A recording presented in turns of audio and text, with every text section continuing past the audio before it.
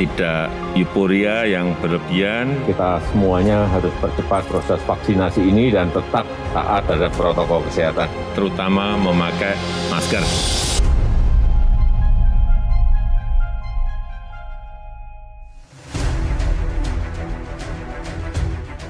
Wih, katanya vaksinasi booster bebas beredar dan berbayar pula. Yang bener aja. Lalu katanya nih pedoman vaksin Sinovac beredar bebas di khalayak ramai. Kayak apa tuh?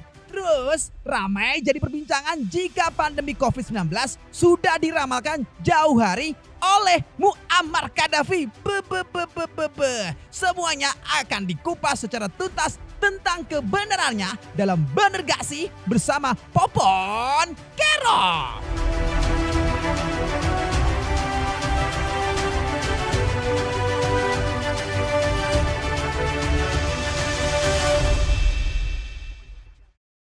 Jumpa lagi di BGS, bener nggak sih? Ungkap fakta di balik hoax. Masih bersama gue Popon Kero.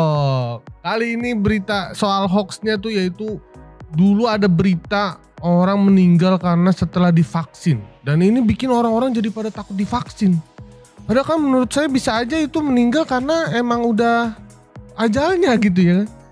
Harusnya nih orang-orang yang takut ngelihat berita ini, takut divaksin, harusnya dia juga takut nih kalau ngelihat ada tetangganya pas lagi tidur meninggal ya kan. Harusnya dia takut tidur nih gara-gara ini nih. Jadi ntar dia malah gak tidur-tidur, ngopi akhirnya meninggal. Nah pas di akhirat ketemu tuh sama tetangganya, ditanya, meninggal karena tidur ya? Enggak lah. Langsung aja, seperti biasa di BGS kita bakal bacain 3 berita yang akan kita cari tahu itu fakta atau hoax, dan kita akan tanya ke pakarnya, bukan gue yang ngungkap ya kan. Dari dia nih konfirmasinya kita bakal tahu tuh berita atau fakta atau hoax. Oke. Nah langsung aja berita yang pertama, yaitu soal katanya kita ada vaksin berbayar. Coba kita lihat beritanya.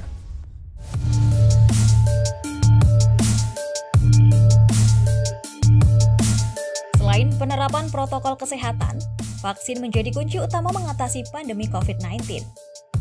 Pemerintah terus memberikan vaksinasi COVID-19 secara gratis bagi masyarakat dengan tujuan membangun kekebalan komunitas. Belum lama ini beredar di media sosial Twitter unggahan pamflet tentang program vaksinasi berbayar yang digelar Speedlab Indonesia, sebuah perusahaan yang bergerak di bidang layanan check-up COVID-19. Pada pamflet tersebut tertulis daftar harga paket vaksinasi gotong royong atau VGR. Terkait hal itu, pihak Speedlab melalui surat klarifikasinya menjelaskan bahwa pamflet tersebut dibuat pada saat aturan tentang vaksinasi mandiri berbayar akan diterapkan oleh pemerintah. Namun pada saat pemerintah membatalkan vaksinasi mandiri berbayar, pihak Speedlab juga telah membatalkan layanan tersebut. Waduh, dipelintir terus nih. Padahal sampai saat ini pemerintah sendiri belum mengeluarkan aturan mengenai vaksin berbayar, terutama soal vaksin booster atau vaksin dosis ketiga untuk masyarakat umum. Jadi, jika ada yang memperjualbelikan vaksin terutama vaksin booster bisa dikatakan itu tidak benar atau melanggar aturan yang berlaku.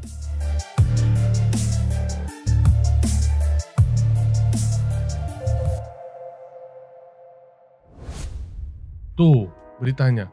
Gimana ya, benar apa enggak ya? Masalahnya gini, kemarin aja orang-orang Indonesia nih pada nggak mau divaksin. Begitu keluar peraturan kalau divaksin dapat BLT, langsung banyak yang mau divaksin. Kayaknya emang orang Indonesia nunggu dapat sesuatu baru mau divaksin. Kalau disuruh berbayar mah, aduh, saya juga kurang tahu nih pada mau apa enggak ya kan. Langsung aja kita ke berita yang kedua. Ini jauh-jauh dari Tiongkok nih, katanya mereka punya pedoman pemberian vaksin Sinovac katanya. Mau tahu gimana jelasnya? Lihat aja nih video berikutnya.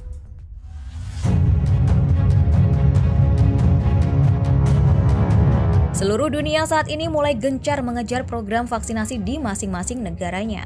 Salah satu vaksin COVID-19 yang cukup terkenal dan banyak digunakan termasuk di Indonesia adalah vaksin Sinovac dari pemerintah Tiongkok.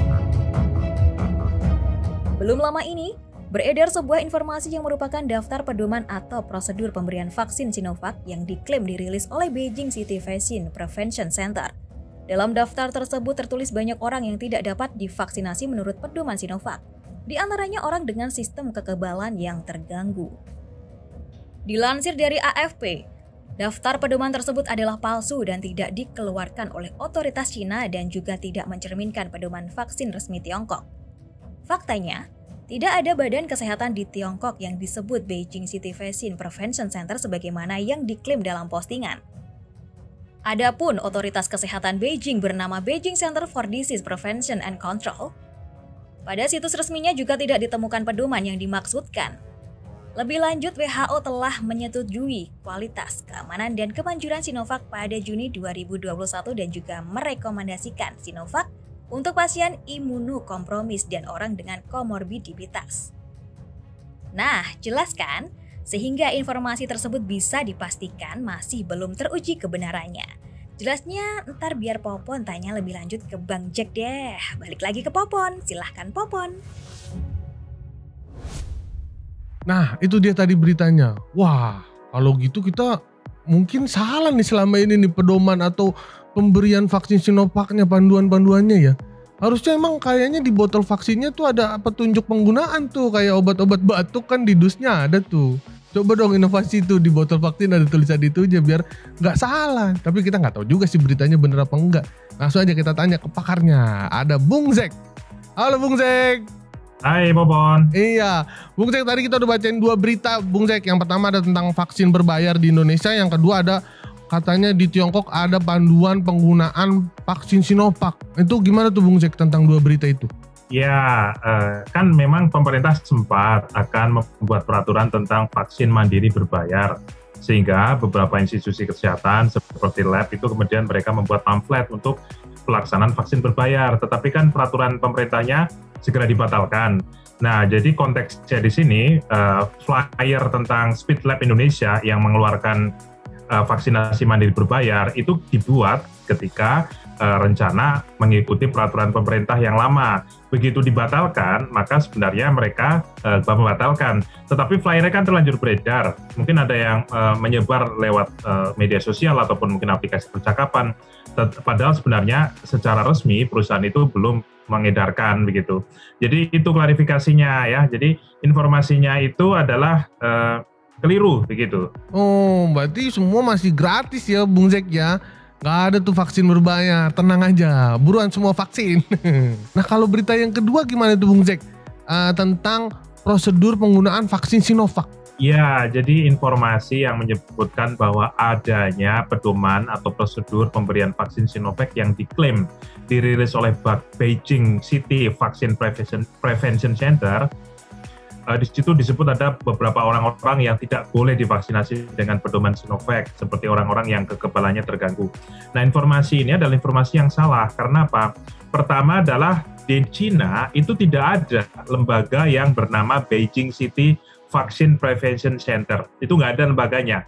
Jadi kemudian beberapa pedoman-pedoman yang disebutkan di situ, orang-orang yang katanya tidak boleh divaksin dengan Sinovac, itu juga tidak tepat ya. Jadi di satu sisi WHO dan juga negara-negara itu sudah menyetujui penggunaan dan juga keamanan Sinovac ya. Bahkan juga termasuk kepada mereka yang memiliki komorbid ya, tetapi tentu dengan beberapa syarat. Jadi begitu klarifikasinya Popon. Oh, berarti jelas-jelas itu hoax ya, karena lembaganya aja nggak ada ya Bung Zek ya. Kayaknya nggak ada. Iya, makanya teman-teman tenang aja, kita udah sesuai nih prosedur nih penggunaan vaksin Sinovac, langsung pada vaksin.